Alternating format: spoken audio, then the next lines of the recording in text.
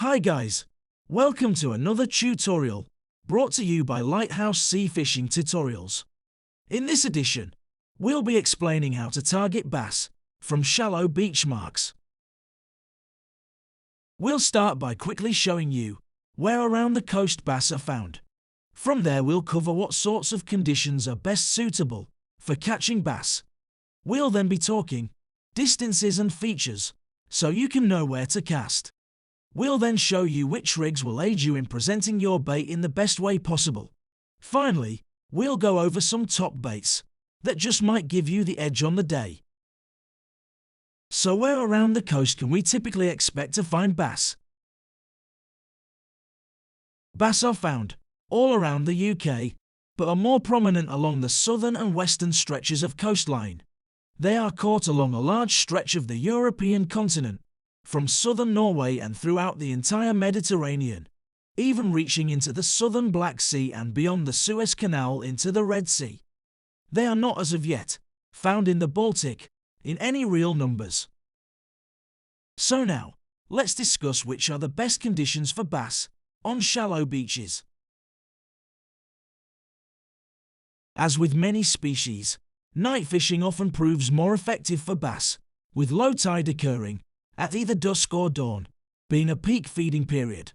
Tides that flood fully in the dark will see better numbers of bass, but if you have to fish during the day, aim for a venue with cloudy or coloured water with a good surf running. When water is clear, your best bet is to go when the weather is cloudy, and try to aim for deeper parts of the beach where the light is less intrusive. Bass will often patrol along sandbanks, looking for food, and spring tides are a peak time when food is dislodged by current. Bass are known to feed prominently in the first 2 hours of the flood, immediately after low tide, then go dormant for a couple of hours, until they feed again during the last hour of the flood, just before high tide. Having said that, there are exceptions to some beaches. Bass can sometimes be caught on the first hour of the ebb, straight after high tide. In fact, there are situations such as when the beach flanks an estuary, that the ebb will fish better for bass than the flood. This is because the bass will tend to hunt the estuary for food on the flood, then drop back along the beach as the tide retreats. So what kind of features and distances are we looking for when it comes to bass on shallow beaches? Bass are notorious for coming into shallow water, as shallow as around 3 feet deep. This can even be true in relatively choppy seas, so distance casting can often not be required.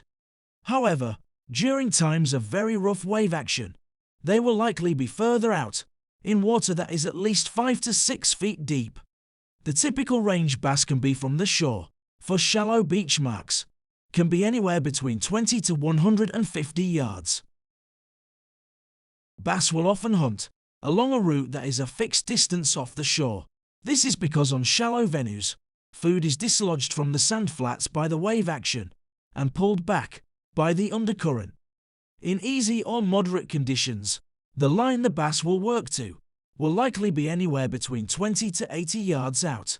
As this line will change as the tide level changes, it makes sense to alternate your casting distances on each cast.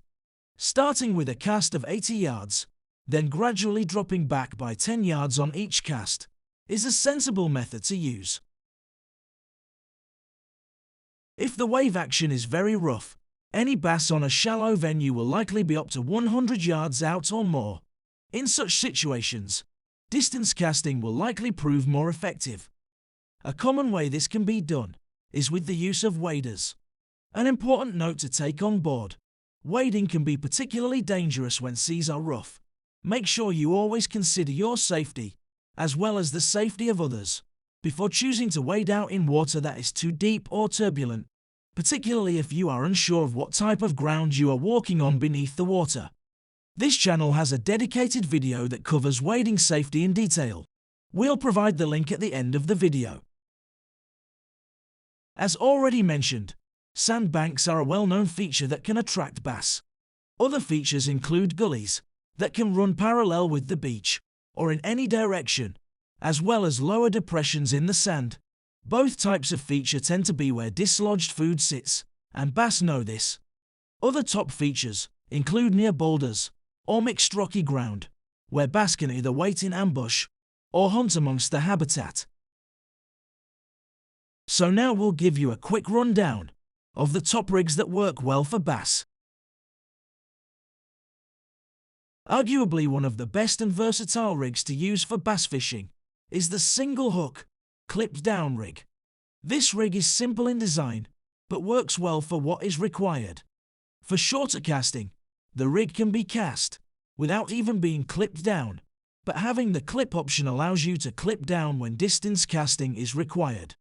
A long flowing snood will help present a bait naturally in the current, using a minimum length of about 20 inches of 18 to 30 pound line for the snood is a sensible start. Also, using fluorocarbon snoods will aid in presenting bait more stealthily in clearer conditions. It also is slightly stiffer than standard mono, resulting in less tangles. When water condition is more coloured, or during hours of darkness, bass will tend to feed more on the bottom, relying on scent rather than sight. In such conditions, there are a number of rigs that typically present baits lower. One example is the pulley rig. These present baits relatively low on the seabed. They also have the added bonus of being a rough ground rig if fishing near boulders or rock patches. So which are the top baits when it comes to bass? Bass have something of a reputation for being in a certain feeding mode at certain times, which is why match the hatch tactics are often employed. As mentioned, sand eel are a regular prey for bass, particularly along those sandbanks in strong tide. When crabs are peeling locally, using peeler crab near rocky ground can be effective. One of the main types of food that becomes dislodged on shallow beaches is lugworm. Large bass will visit those mentioned features to scavenge them.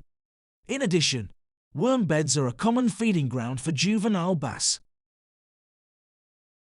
If you would like to know how to fish for bass on other types of venue, such as estuaries, rough ground macks or deeper steep-to beaches, or you would like to know how to find the beach features that we mentioned in this video that the bass will visit, check out these links. They can also be found by visiting the channel page, by clicking the channel name below this video. If you are interested in learning more about the best safety practices when it comes to wading, the link for the video is also provided here. Thanks again for watching. See you next time.